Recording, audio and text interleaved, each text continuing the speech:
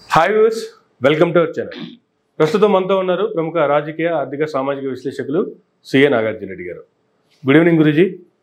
Good evening. 4-5 రోజుల తర్వాత మళ్ళీ పిలిచావు, చెప్పు, నీకు ఏదో హాట్ టాపిక్ దొరుకుంటుంది. నిన్న ఆంధ్రప్రదేశ్ రాష్ట్రంలో వెన్నుపోటు దినోత్సవం జరిగింది. వైఎస్ఆర్సీపీ ఆధ్వర్యంలో జగన్మోహన్ రెడ్డి గారు లాస్ట్ ఆయన ప్రెస్ మీట్లో చివరిలో ఆయన ఇచ్చినటువంటి పిలుపు జూన్ 4న రిజల్ట్స్ వచ్చిన రోజు, ఆ రోజుకి సంవత్సరం అవుతుంది. కాబట్టి ఈ సంవత్సరం ఏడాది రాష్ట్ర ప్రజలకి చేసినటువంటి వెన్నుపోట్లు, ప్రజలకు ఏ విధంగా వెన్నుపోట్లు పొడిచారన్న దాని మీద వెన్నుపోటు దినోత్సవం రాష్ట్ర వ్యాప్తంగా జరుపుతామని చెప్పి నిన్న రాష్ట్ర వ్యాప్తంగా వాళ్ళ కార్యకర్తలు పెద్ద ఎత్తున దాన్ని సక్సెస్ చేయడం కూడా జరిగింది. దీన్ని సక్సెస్ అనాలా, లేదు 1 ఇయర్లోనే ఇంత తిరుగుబాటు ప్రజల్లో ఉందనాలా? అసలు వెన్నుపోటు దినం, దీనికి ఉన్నటువంటి ప్రాముఖ్యత, అసలు వెన్నుపోట్లు రాష్ట్రంలో ఉన్నటువంటి వెన్నుపోట్లకు సంబంధించి ఏం చెప్తారు సార్? అనుకున్నా ఏదో ఇలాంటి టాపిక్ నీకు దొరుకుంటుందని అనుకున్నా. సరే, నీ ప్రజలకు తెలియాలి కదా. ఈ వెన్నుపోటు అనేటువంటిది కలియుగంలో ఇప్పుడు జరుగుతున్నటువంటి వ్యవహారం కాదు అన్న. ఒక్కసారి మనము త్రేతాయుగంలోకి వెళదాం. ఓకే. త్రేతాయుగంలో దశరథుడి గారికి, అంటే రాముల వారి తండ్రి గారికి యుద్ధంలో సహాయం చేసింది అని 3 వరాలు ఇచ్చాడు. ఓకే. సద్వినియోగం చేసుకోవాలి కదా. ఆమె మరి దాన్ని ఏ విధంగా అంటారో దయచేసి ప్రజలు క్షమించరు కాగా. నేను చాగంటి కోటేశ్వరరావు గారు, గరికపాటి నరసింహారావు గారు లాంటి నిష్ణాతుని కాదు ఇలాంటి విషయాలు, కొంతవరకు చెప్పగలను నేను. గురుజీ ఆమె కోరినటువంటి, చేసినటువంటి సహాయానికి 3 వరాలు ఇచ్చాడు. ఆ 3 వరాల్లో ఒకటి ఏమిటి అంటే, రాములు వారు 14 సంవత్సరాల పాటు అరణ్యవాసానికి వెళ్ళాలి. ఓకే. తన కొడుకులు రాజ్యాధికారంలోకి రావాలి. అది ఆమె కోరినటువంటి కోరిక. ఓకే.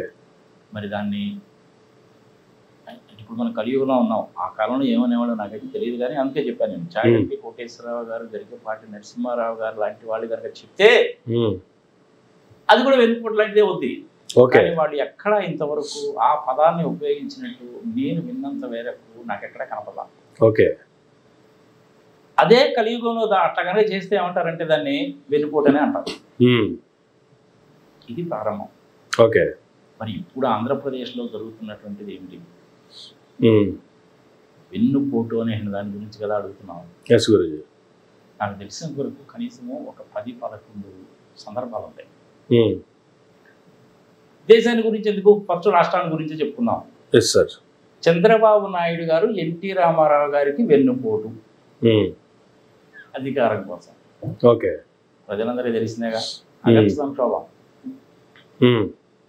మరి దానికి కారణం ఏం చెప్పాడు ఆయన బాలకృష్ణ ఇద్దరు కలిసి ఇంచుమించుగా 20-25 సంవత్సరాలు అయిపోయిన తర్వాత ఒకరోజు టీవీ ప్రోగ్రాంలో దాన్ని సమర్థించుకోవడానికి ప్రయత్నించారు.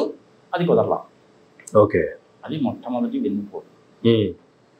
చంద్రబాబు గారు చేసినటువంటిది అధికారం కోసం చేసినటువంటి వెన్నుపోటు. చెప్పిన కారణం ఏంటి? తెలుగుదేశం పార్టీని రక్షించడానికి, ఆంధ్రప్రదేశ్ని రక్షించడానికి. మరి దీన్ని వెన్నుపోటు అనేగా అంటారు అన్న. ఓకే. మొట్టమొదటి వెన్నుపోటు చంద్రబాబు నాయుడు గారు చేసినటువంటి వెన్నుపోట్లలో ప్రధానమైనటువంటిది, చెప్పుకోదగినటువంటిది, మొదలు అనేటువంటిది ఇదే వెన్నుపోటు. ఓకే.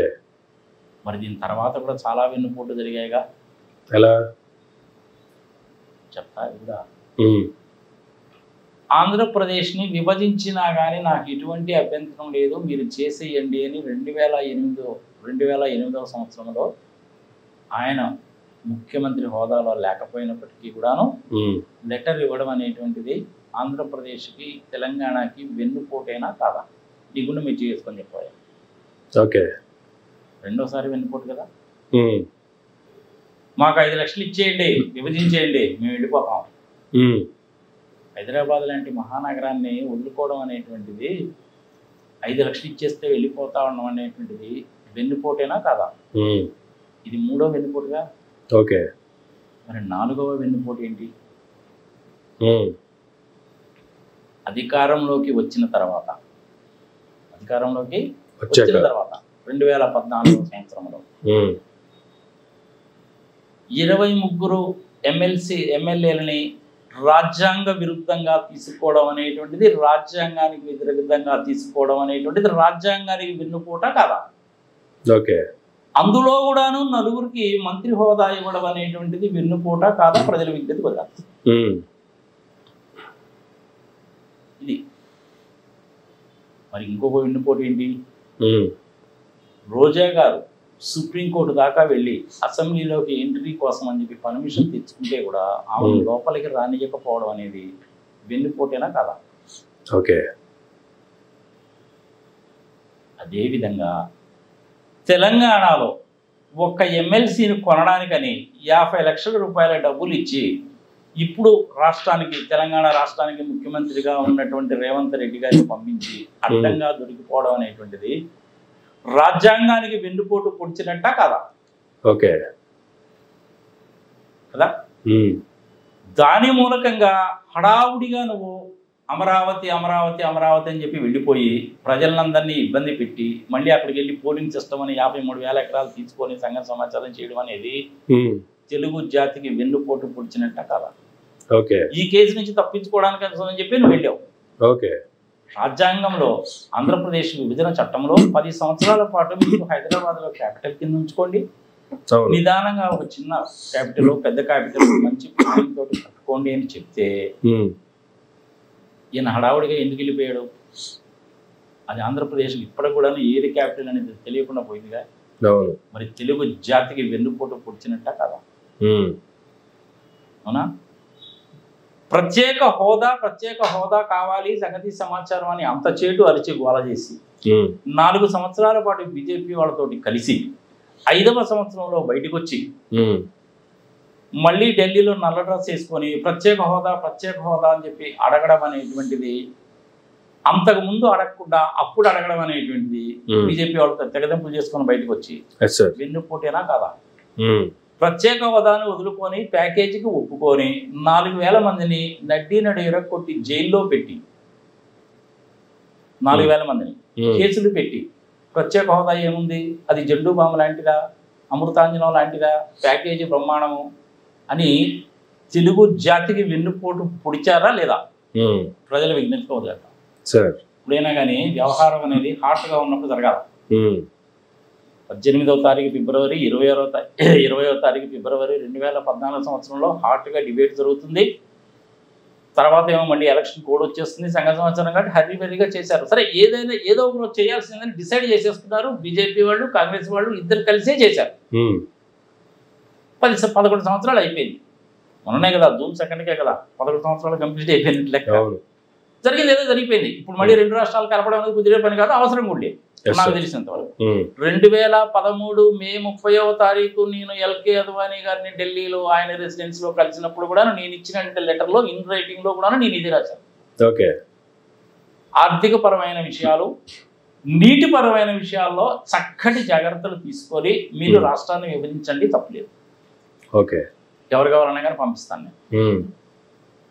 ఒక్క పదం తీయడానికి వీల్లేదు, యాడ్ చేయడానికి వీల్లేదు. ఎందుకంటే నా మెయిల్లో నుంచి ఆయన మెయిల్లో పంపించాను. ఎవరు కావాలన్నా కానీ చూపిస్తాను. ఇప్పుడు 2-3 సార్లు చూపించాము, ప్రజలకు అంత ఇంట్రెస్ట్ ఉండవచ్చు లేకపోవచ్చు.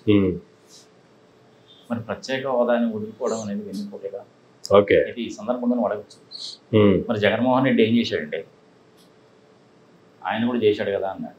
ఇప్పుడైనా కానీ ఆ టైంలో కనుకైతే ఎవడైనా ఇస్తాడబ్బా, అంతే కదా. జగన్మోహన్ రెడ్డి గారు కానీ, ఉండవల్లి అరుణ్ కుమార్ గారు కానీ, లేకపోతేనేమో చంద్రబాబు నాయుడు గారు కానీ అందరూ కలిసికట్టుగా కనుకుండి మాకు ప్రత్యేక హోదా ఇవ్వాల్సిందే, ప్రధానమంత్రి గారు రాజ్యసభలో 5 సంవత్సరాలని చెప్పాడు, మీరు అది యాక్ట్లో పెట్టి తీరవలసినదే. ఒకవేళ ఇప్పటికైనా సరే కనుక మీరు కనుక యాక్ట్లో లేదు కాబట్టి ఇప్పటికైనా సరే కాక దాన్ని ఇంక్లూడ్ చేయవచ్చు. అట్లాంటి చాలా చేశారబ్బా. తర్వాత అదొక పెద్ద లిస్ట్ ఇప్పుడు యాడ్ చెప్పేది. 5 ఏళ్ళు కాదు 10 ఏళ్ళు కావాలని చెప్పి పార్లమెంట్ లో వెంకయ్య నాయుడు గారు అడిగితే 10 ఏళ్ళు కావాలని చెప్పి అన్నారుగా.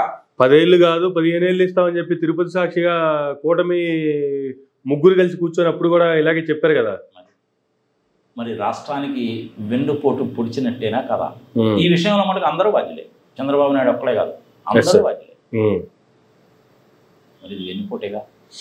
ఓకే, అవునా? ఇన్ని రకాలైన వెన్నుపోటు చెప్పాగా నేను. కేవలము అధికారం కోసం మాత్రమే చేసినటువంటి వెన్నుపోటు ఇవన్నీ. ఇప్పుడు అన్నిటికంటే ఇంకొక రకమైన వెన్నుపోటు ఏంటి అనేసి అంటే అప్పులు చేయడం. ఓకే, ఇప్పటికే 1,20,000 కోట్లు అప్పు చేశారు ఈ సంవత్సర కాలంలోనే. అవతల పక్కేమో జగన్మోహన్ రెడ్డిని అప్పులు పాలు చేశాడు అంటాడు. వాళ్ళు ఎక్కడ అప్పు తీస్తే that is altogether different company. మొన్న మేలో ఆంధ్రప్రదేశ్లో పన్నుల రూపంలో వసూలైనటువంటి వ్యవహారం ఎంత అని చూస్తే -2%. మరి ఇది కూడా వెన్నుపోటేగా.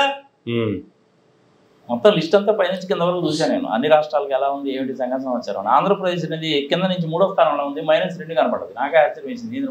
గతంలో పైనుంచి 4లో ఉండేది, ఇప్పుడు కింద నుంచి 2లో ఉంటుంది. కింద నుంచి 2లో ఉంది. మరి ఇది రాష్ట్రానికి వెన్నుపోటేగా. అవునా? నిర్మలా సీతారామన్ గారు, మోడీ గారు 15,000 కోట్ల రూపాయలు ఇచ్చేశారు అమరావతికి. అదే పనిగా పచ్చి అబద్ధాలు చెప్పేవారు నువ్వు. అది యాక్టివల్గా అప్పు. మీరు ప్రపంచ బ్యాంక్ నుంచి కానీ ఇంకెక్కడి నుంచి కానీ కనుక అప్పు కనుక తీసుకున్నట్లయితే మేము ఒక మాట చెప్తాం. అంతేగాని అన్నది మోడీ గారు కానీ నిర్మలా సీతారామన్ కానీ ఈ 15,000 కోట్లు మేము ఇస్తున్నామని చెప్పాలా. ఆమె కనుక ఆ మాట కనుక చెప్పాలంటే యూనియన్ బడ్జెట్లో పెట్టాలి, అది జరగాల. మరి రాష్ట్ర బడ్జెట్లో కూడా పెట్టాలి. అది కేంద్ర ప్రభుత్వం దగ్గర మనకు రావాల్సిన డబ్బులు ఇవన్నీ వాళ్ళు పెట్టలేదు, వీళ్ళు పెట్టలేదు. మరి ఈ రకంగా అబద్ధాలు చెప్పడం అనేటువంటిది 5,40,28 లక్షల మంది ప్రజలకి వెన్నుపోటు పొడిచినట్టేనా కాదా? ప్రజలు విజ్ఞతగా వదిలేద్దాం. ఇవన్నీ వెన్నుపోట్లేగా. జనరల్ గా వెన్నుపోటు అంటే చంద్రబాబు నాయుడు గారు ఎన్టీఆర్ గారికి వెన్నుపోటు పొడిచారు అని చెప్పి టీడీపీ అంటే పన్నాల్లో అపోజిషన్ పార్టీలో ఉన్న వాళ్ళు, వైసీపీ లాంటి వాళ్ళు, కాంగ్రెస్ వాళ్ళు జనరల్ గా రెగ్యులర్ గా మాట్లాడే మాటలే. కానీ మీరు చెప్తుంటే ఇన్ని రకాల వెన్నుపోట్లు రాష్ట్రం ఆంధ్రప్రదేశ్ రాష్ట్రం ఇన్ని రకాల వెన్నుపోట్లకు గురైందా అని చెప్పి ఆశ్చర్యం వేస్తున్నారు. ఇంకా ఒక 2 వెన్నుపోట్ల గురించి చెప్పనా? ఆంధ్రప్రదేశ్ విభజన చట్టంలో పోలవరాన్ని గురించి పెట్టారు. ఎంత ఖర్చు అయినా సరే కట్టించి మనకి ఇవ్వవలసినటువంటి బాధ్యత చట్ట ప్రకారం కేంద్ర ప్రభుత్వాన్ని. అది 150 అడుగుల ఎత్తు, 2 వైపులా కెనాల్స్. దాని గురించి కూడా చెప్తున్నా ఒకటేసారి ప్రజలకు అర్థమైపోద్ది. 194 TMCలన్నిటిని స్టోర్ చేసుకోవచ్చు. ఆ డ్యామ్ స్పెషాలిటీ ఏందనుకుంటున్నావు?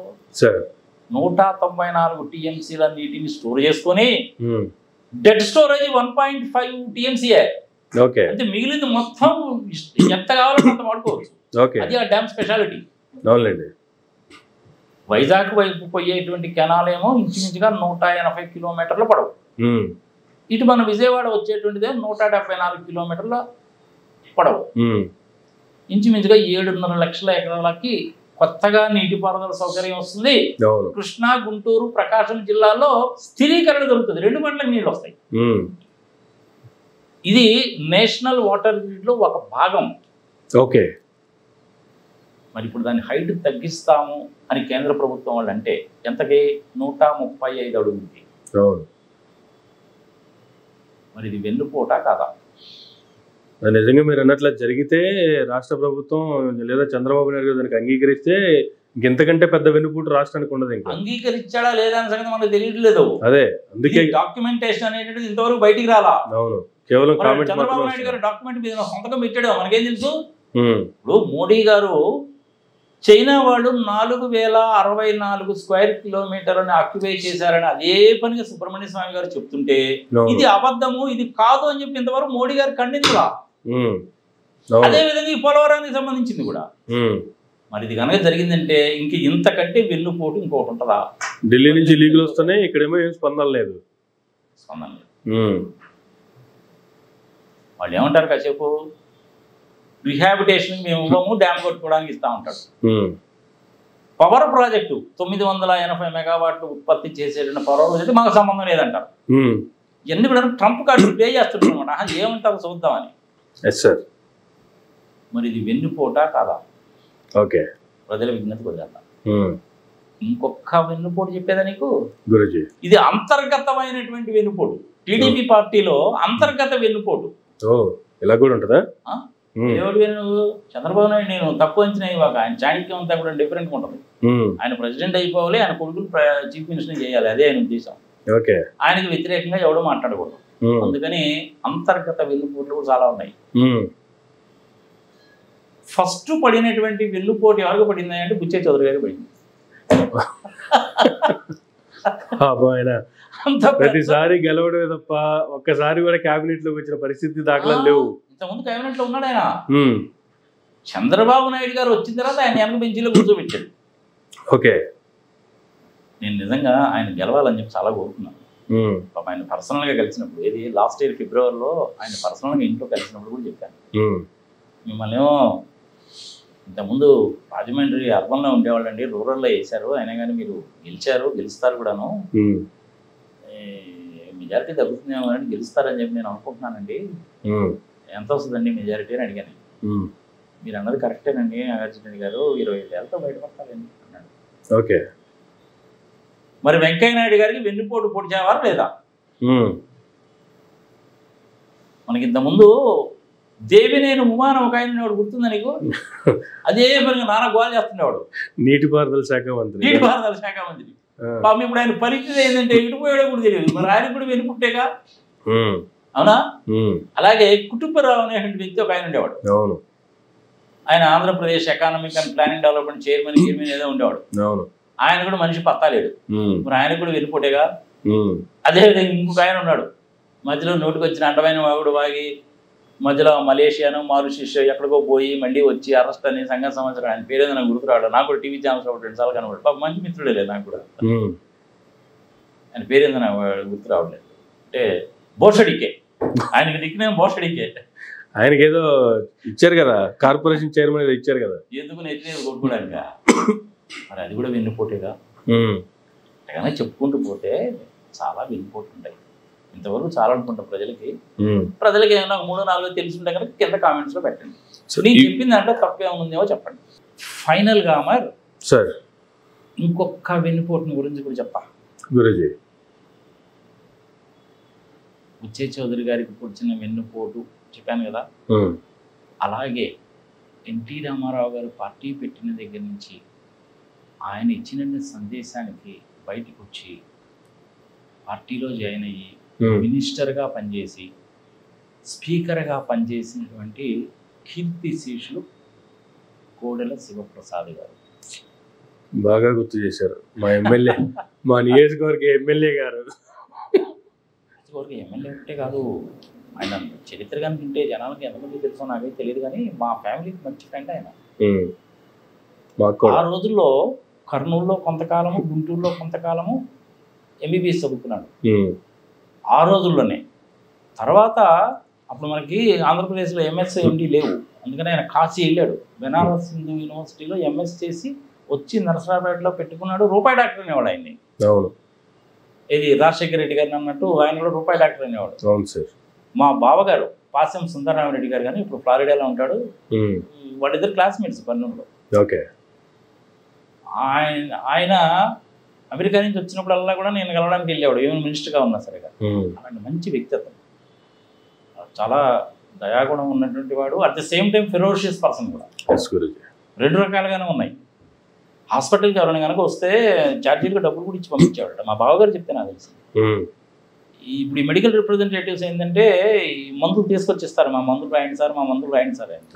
అవన్నీ వచ్చిన పేషెంట్స్కి ఫ్రీగా ఇచ్చేసేవాడంట. అట్లా అదే ఇంకా మధ్యాహ్నం పూట కనుక అయితే కొంతమందికి వాళ్ళ వేషభాషం సంఘ సమాచారం చూసి డబ్బులు ఇచ్చి భోంచేయండి అని కూడా చెప్పేవాడండి. అంత ఎక్సలెంట్ పర్సనాలిటీ.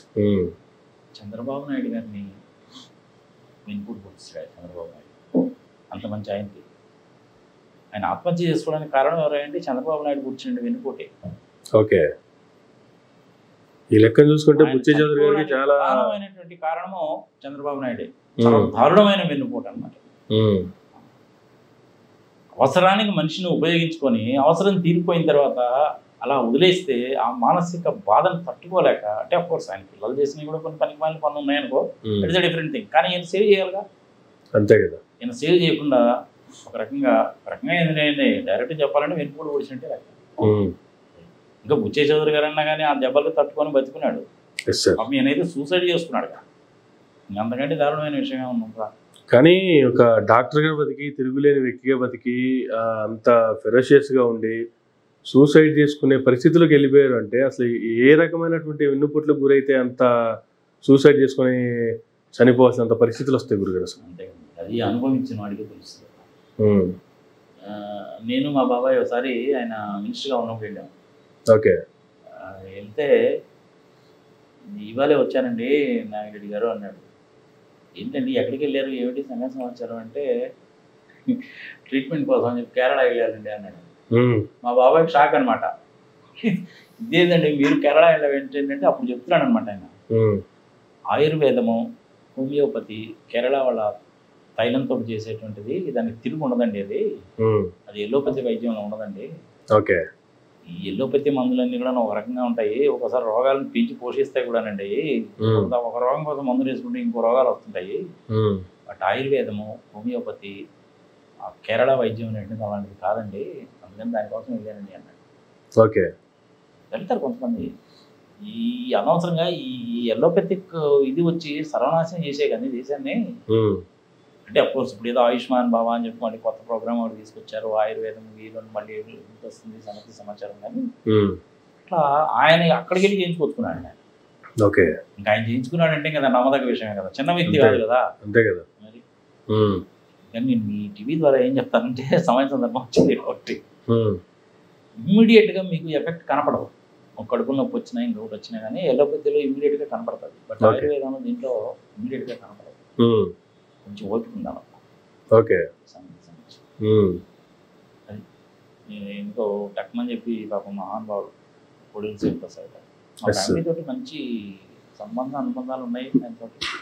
మా ఫ్యామిలీ బాగా గౌరవిస్తాడు, మేము కూడా అలాగే గౌరవించాడు. సరే ఏదో కూడా పిల్లల తర్వాత ఏదో చేశారు సంగతి ప్లస్ పాయింట్స్ ఉంటాయి, నెగిటివ్ పాయింట్స్ ఉంటాయి. కానీ పొడిల్ శివప్రసాద్ గారి విషయంలో మటుకు నన్ను కనుక అడిగితే మటుకు నేను 90 మార్క్స్ చేస్తాను. మహానుభావుని ఎందుకు గుర్తు చేశారు. రైట్. సో అనేక రకాల వెనుపోట్లకు సంబంధించి చెప్పారు, బాగానే ఉంది. జగన్మోహన్ రెడ్డి గారు కూడా లేదు ఆయనకి వెన్నుపోట్లు, లేదు ఆయన చేసిన వెన్నుపోట్లు లాంటివి కూడా ఏమైనా ఉన్నాయా? మరి ఇటు ఉన్నప్పుడు అవి లేకుండా ఎట్టుంటాయా? ఒకటి రెండు ఉంటాయి, లేకపోతే ఏమి. అవి కూడా ఏమన్నా చెప్పగలరా? ఆయనకి వెన్నుపోట్లు అంటే నాకు తెలిసినంత వరకు రెండే విషయాలు. ఒకటి ఈవీఎంల పోటు, లేకపోతే అంత దారుణంగా రాదు. రిజల్ట్ వచ్చిన తర్వాత చూస్తే కూడా ఇంచుమించు 40% ఆఫ్ పీపుల్ ఓట్లేశారు. ప్రజలు జగన్మోహన్ రెడ్డిని వెన్నుపోటు పడాల ఈవీఎం మిషన్ పూర్తి. దాని గురించి ఇంతకుముందు ఆల్రెడీ చెప్పు. ఆయన చుట్టుపక్కల ఉండేటువంటి కోటరీ ఆయన వెన్నుపోటు పూడ్చారు. ఓకే. ఇది వాస్తవం. నేను ఏ పార్టీకి సంబంధించిన వాడిని కాదు. బుచ్చే చౌదరి గారి గురించి చెప్పాను, జగన్మోహన్ రెడ్డి గారి గురించి చెప్పాను, కోడెల శివప్రసాద్ గారి గురించి కూడా చెప్పాను.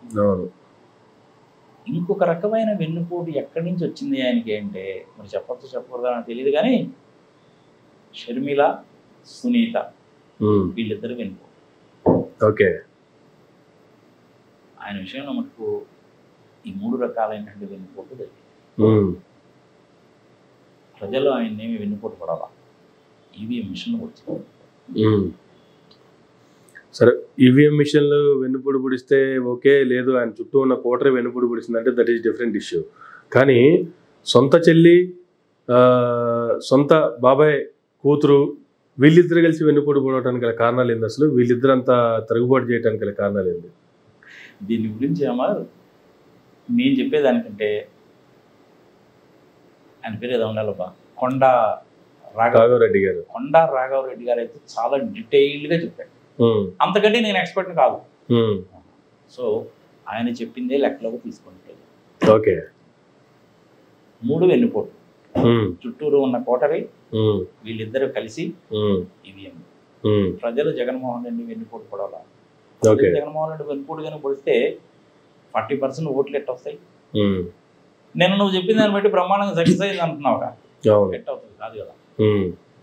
అపోజిషన్ పార్టీ లీడర్గా ఉన్నప్పుడే 67 వచ్చినాయి కదా ఆయనకి. 2014లో కూడా 67 సీట్లు వచ్చినాయి కదా. తప్ప 67లో 23 చంద్రబాబు నాయుడు గారు వెన్నుపోటు.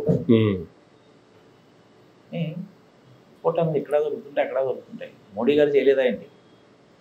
తిరుపతిలోనేమో వచ్చి సంగతి సమాచారం ఎలక్షన్లకు ముందు అంత చేయడు చెప్పి 2014లో అంత చేయడు చెప్పి ప్రత్యేక హోదా ఇస్తాము, అది ఇస్తాము, ఇది ఇస్తామని చెప్పి నువ్వు చెప్పిపోయి మన ఆంధ్రప్రదేశ్ ప్రజలకు ఇవ్వలేదు అనేసి వెన్నుపోటుగా ఏందంటావు? అంతే కదా.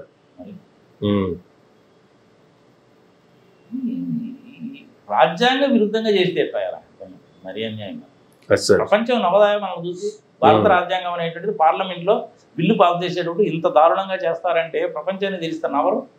అందుకనే చూడు దాన్ని ఏమంటారంటే దాని గురించి ఎత్తపాకండి, దాని గురించి ఎత్తపాకండి అంటారు. అది కనుక ఓపెన్ చేయడం అంటే పండోరా బాక్స్ ఓపెన్ చేసినట్టు అంటారు. ఏదో అసలు సంగతులు బయటకు వస్తాయి. అయినా గారు పాపం ఉండవల్లి అరుణ్ కుమార్ గారు పుస్తకం రాసేటి కేసులు పెట్టారుగా.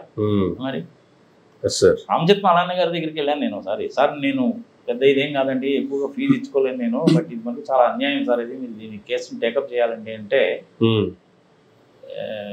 Mister Reddy already cases have been filed.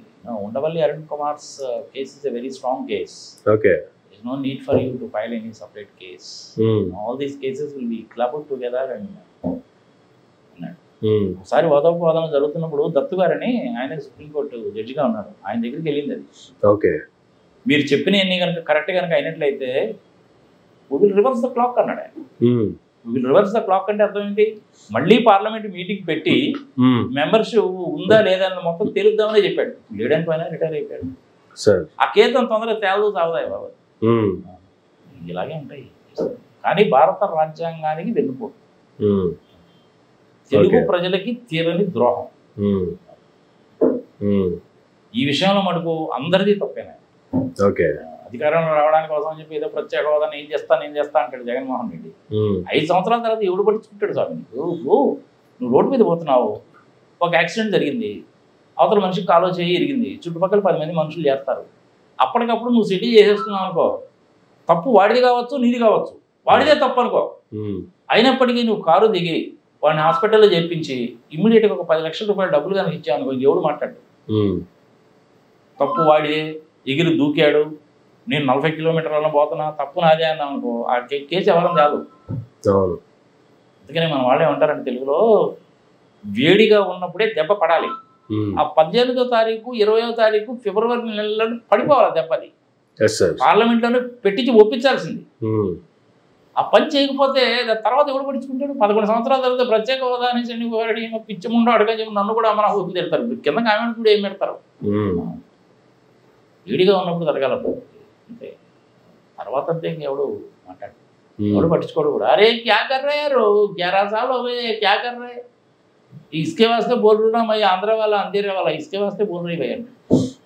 ఎవడు సపోర్ట్ చేయడు. రాజ్యాంగ విరుద్ధం అయ్యేది. ఐ థింక్ నాకు తెలిసి ఉండవల్లి అరుణ్ కుమార్ గారు రాసిన పుస్తకంలో 111 మంది ఏమో ఉన్నారంట ఆ రోజు.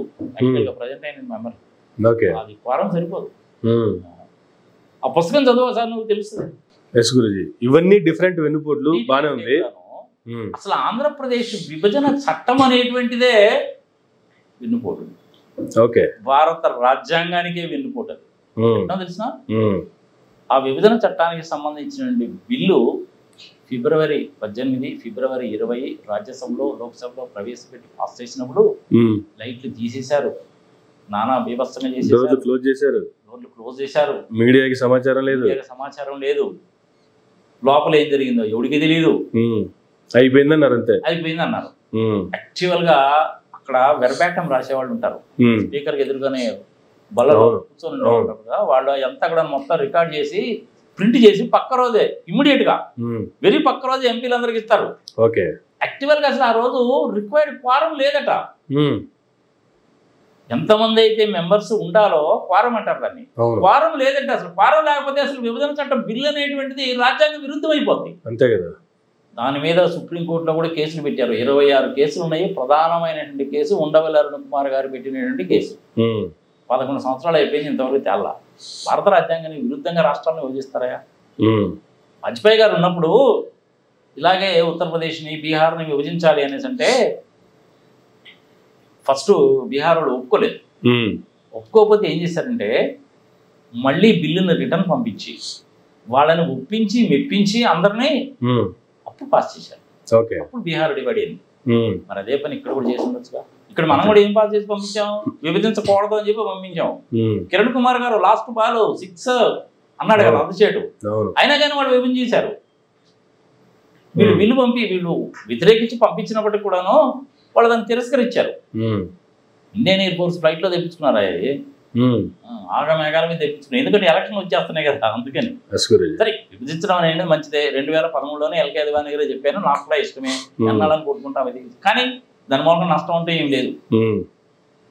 కానీ దాన్ని రాజ్యాంగబద్ధంగా చేయాలి, కానీ రాజ్యాంగ విరుద్ధంగా చేయకూడదు కదా. మరి ఇట్లా రాజ్యాంగ విరుద్ధంగా చేస్తే రేపు ప్రపంచం మనం చూసిన అవదు, మిగిలిన రాష్ట్రాలు మనం చూసిన అవుతారా లేదా? అంతే కదా. అరే ఆంధ్రప్రదేశ్ వాళ్ళు ఏముందా, అందేరే వాళ్ళ, ఆంధ్ర వాళ్ళ, అందేరే వాళ్ళ, ఏది వారం లేకుండా బిల్లు పాస్ చేస్తే కూడా ఎవడు నోరెత్తి మాట్లాడలేదు అంటే ఎంత చులకనైపోతాం మనం. దేశంలో చులకనైపోవట్లా. మరి చంద్రబాబు నాయుడు గారు ఏం చేశాడు, జగన్మోహన్ రెడ్డి గారు ఏం చేశారు? దొందే ఈ విషయంలో కూడా దొందే. ఉండవల్లి అరుణ్ కుమార్ గారు దీని మీద క్లియర్ గా పుస్తకం రాశాడు, విభజన అని. ఆ పుస్తకం అయితే నాకు కళ్ళమని నీళ్లు దిగినాయమ్మా. వాళ్ళు ఆయన అసలు పార్లమెంట్ లో ఇంత దారుణంగా చేస్తారా, రాజ్యాంగాన్ని ఇంత చేయడం దారుణంగా చేస్తారని కళ్ళమని నీళ్లు తిరిగినాను. ఒకసారి చదువు ఆ పుస్తకాన్ని.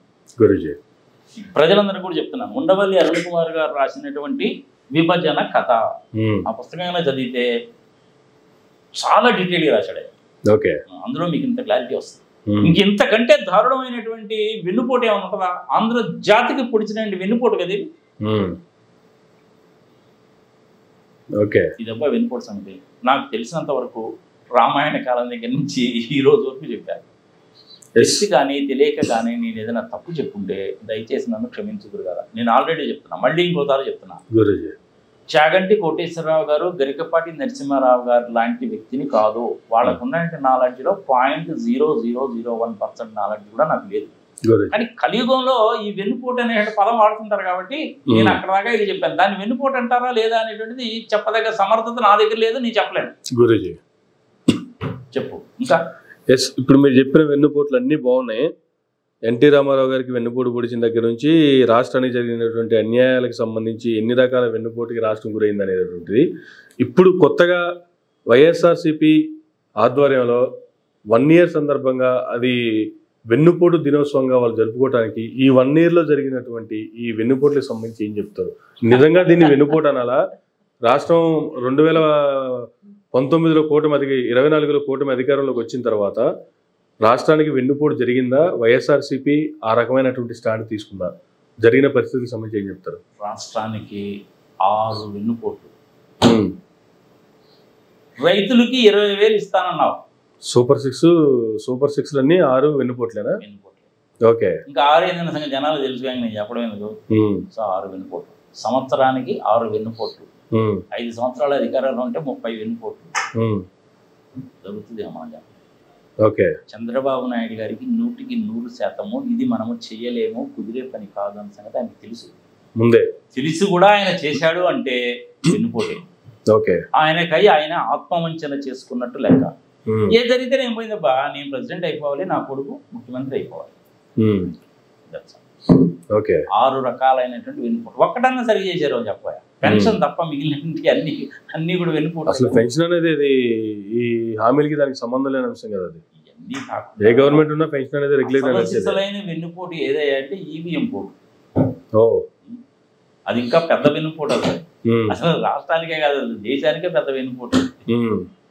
దాని గురించి ఇంత ముందు కూడా మనం వీడియోలు చేసుకున్నాం కదా. మనం చేసుకునేది ఏముంది, పాప అంతకుముందు చీఫ్ ఎలక్షన్ కమిషనర్ గా ఉన్నాయంటే ఆయన పేరు కుమార్ ఏదో ఉండాలి, ఆయనే చెప్పిపోయాడు కదా. పాప పరీక్షాలన కోసం అని చెప్పి నేను హిమాలయాలకు వెళ్ళిపోతున్నాను అన్నాడు కదా. అంతకంటే ఏం కావాలి. సో ఈ సంవత్సర కాలంలో జరిగినట్టు ఈ 6 వెన్నుపోట్లు, అంతకుముందు జరిగినాయంటే ఒక 10-15 వెన్నుపోట్లు. కానీ ఈ వెన్నుపోట్ల పరంపర ఏదో బాగా గ్రాండ్ సక్సెస్ అయింది అనేసి అంటున్నావు. నేను ఈ మధ్య ఏంటంటే ఇట్లాంటి లోకల్ పాలిటిక్స్ గురించి పట్టించుకోవడం అనేటువంటిది పెద్దగా మానేశారు. దానికి కారణం ఏంటంటే వీళ్ళు వాళ్ళని తిట్టుకుంటారు, వాళ్ళు వీళ్ళని తిట్టుకుంటారు. వీళ్ళిద్దరు మధ్యలోనేమో పవన్ మన బాబు చిన్నబాబు వచ్చేమో ఎర్ర పుస్తకం అంటాడు. ఈ మధ్య ఎర్ర పుస్తకం మీద తమాషైన కామెంట్ కూడా వచ్చినాయి. ఎర్ర పుస్తకంలో మనం ఏదో అన్నాము చేసాము, మన కార్యకర్తలు ఎలక్షన్ అయిపోయిన రోజున 4 గంటలకే మొదలుపెట్టి నానా గందరగోళం చేశారంట. దీంట్లో ప్రజల్లో చాలా వ్యతిరేకత వచ్చిందంట. సంగతి సమాచారము ఏంటి మన పరిస్థితి నాకేం అర్థం కావట్లేదు, మనం చేసింది తప్పులాగా కనపడుతుంది అని ఆయనకు బాగా క్లోజ్గా ఉండే వాళ్ళ దగ్గర అన్నాడట ఒక మాట.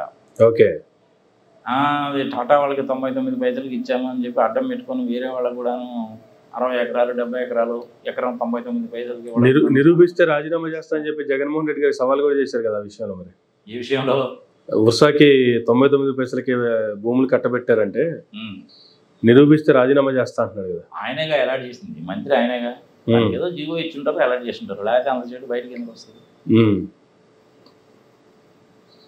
మొత్తానికి అయితే లోకేష్ గారు దగ్గర వాపోయాడట 1 year లోనే ఈ విధంగా అయిపోయింది, ఇంకా ఏమవుతుందో ఏంటో సంగతి సమాచారం. మోడీ గారు ఏం యాక్షన్ తీసుకుంటాడో ఏంటో, ఇప్పుడు ఏం జరుగుతుందో. ఓకే, మొత్తానికి వైసీపీ 1 year వెన్నుపోటు దినోత్సవం అయితే నేను అన్నట్టు గ్రాండ్ సక్సెస్, కానీ నేను అన్నట్టు కాదు అది. జనరల్గా వాళ్ళు నిన్న కార్యకర్తలు కావచ్చు, ప్రజలు ఏ నియోజకవర్గంలో పట్టినా కూడాను విపరీతమైనటువంటి ప్రజల ర్యాలీలో పాల్గొన్నటువంటి విధానం చూస్తే కదా. నేను అంత చెడు పట్టించుకోవడం లేదని చెప్తున్నాను కదా. నువ్వేదో వెళ్ళిపోవడం అన్నావు కాబట్టి నాకు గుర్తుకొచ్చి నేను వరుసగా చెప్పాను నేను, అంతేగాని అది నిన్న జరిగింది ఎలా ఉంది ఏమిటి సంగతి సంవత్సరాలు నేను చూడలేదు. ఓకే, చౌదరి గారి లాంటి వ్యక్తికే వెన్నుపోటు పొడిస్తే ఇంకా ప్రజలకు పడవడంలో పెద్ద ఇదేమని చెప్పు. అంత ఎక్స్పీరియన్స్ ఉన్న మనిషికే వెన్నుపోటు పొడిస్తే ఇంక వీళ్ళకి పడవడం ఏముంటుంది, కష్టమైన పని. చంద్రబాబు నాయుడు గారికి మనం ఇచ్చిన హామీలన్నీ కూడా జరిగే కాదనగా తెలుసు, తెలిసి కూడా ఏంటంటే గెలవడం కోసం చేశాడు. అప్పుడు కూడాను ఇంకా అనుమానం వచ్చి గెలవమేమని ఈవీఎంలు కూడాను పొడి చేశాడు. ఓకే, ఈవీఎంలో ప్రోగ్రామ్ ఉందా, హాఫ్ అన్ అవర్లో ప్రోగ్రామ్ రాయచ్చు, పెద్ద కష్టమైన పని కాదు. ఫైనల్ గా బాక్సులన్నీ కూడా బయటికి తీసుకొచ్చినప్పుడు టోటల్స్ ఉంటాయి. ఆ టోటల్స్ మ్యానిపులేషన్ లో రాసామంటే ఒకే ఒక సెంటెన్స్ కనుక రాస్తే మొత్తం మ్యానిపులేట్ అయిపోతుంది, కష్టమైన పని కాదు. ఈ సంగతి మోడీ గారికి అమిత్ షా గారికి తెలిసిందని తెలుసు. మరి వాళ్ళు కూడా ఎందుకు ఊరుకున్నారా బాబు అనేసి అంటే వాళ్ళు కూడా ఒక రకం వెనుకోటి పొడిచినట్టే లెక్క. 240 అందుకే వచ్చింది. ఆ పని కన్నా చేయబోతే వాళ్ళకు కూడా 240 రావు. ఓకే, అయిపోయింది కదా, ఇప్పుడు మనం చేయగలిగింది ఏముంది. వివిప్యాట్లు లెక్క పెట్టండి రా బాబు అంటేనేమో కాల్ చేయమన్నారని చెప్పి అంటారు.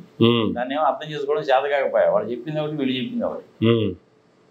ఇంకా తీసే బాగా ఇంకేముంది కానీ ఇంకా ఇంతవరకు నాకు తెలిసిన వెనుకోట్ల పని నీకు తెలిసిన ఏమన్నాయో చెప్పు, ప్రజలకు తెలుస్తుంది.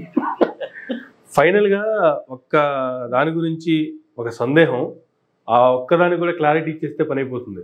పవన్ కళ్యాణ్ గారితో కలిసి జనసేన బీజేపీ పొత్తుతో అధికారంలోకి వచ్చినటువంటి కూటమి సీఎంగా ఉన్నటువంటి చంద్రబాబు నాయుడు గారు పవన్ కళ్యాణ్ గారికి కావచ్చు, లేదు జనసేన కార్యకర్తలకు కావచ్చు, వాళ్ళకు కూడా వెన్నుపోటు జరుగుతుందా, లేదు అన్యాయం జరుగుతుందా, దాన్ని కూడా వెన్నుపోటు అంటారా అంటే అసలు దీనికి ఏమన్నా సమాధానం ఉందా అంటే ఏం చెప్తారు? నిజంగా కనుక ఉన్న ఫ్యాక్ట్ ఉన్నట్టుగానే చెప్పాలంటే అమ్మారు అది సైలెంట్ వెన్నుపోటు అన్నమాట. ఓకే, చెప్తారు సార్, ఇది నొప్పు తెలియకుండా పొడిచాడరా బాబు అంటారే, అదనమాట. ఓకే, నువ్వు దాన్ని వెన్నుపోటు అంటావో, నమ్మక ద్రోహము అంటావో, చాప కింద నేల వ్యవహారంలాగా చేస్తున్నారు అంటావో, నీ ఇష్టం ఏ పేరైనా పెట్టుకో. సరే నువ్వు వెన్నుపోటు అన్నావు కాబట్టి ఇట్స్ ఓకే. పవన్ కళ్యాణ్ విజ్ఞతకు వదిలేద్దాం, జనసేన కార్యకర్తల విజ్ఞతకు వదిలేద్దాం. చాలా చోట్ల చూస్తున్నాం కదా, అది తెలుగుదేశం కార్యకర్తలు జనసేన కార్యకర్తలు ఎంత అవమానకరంగా మాట్లాడుతున్నారో చేస్తున్నారో చూస్తూనే ఉన్నాం కదా. చెప్పాలంటే అది కూడా వెళ్ళిపోతాయి. నెక్స్ట్ ఇంకా ఎస్ సార్, థ్యాంక్ యూ.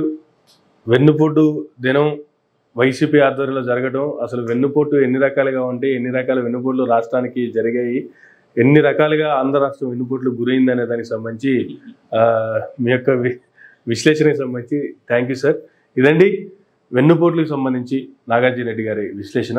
ఇది నాటి ఇంటర్వ్యూ. మరొక ఇంటర్వ్యూలో మళ్ళీ కలుద్దాం. చూస్తున్నానండి.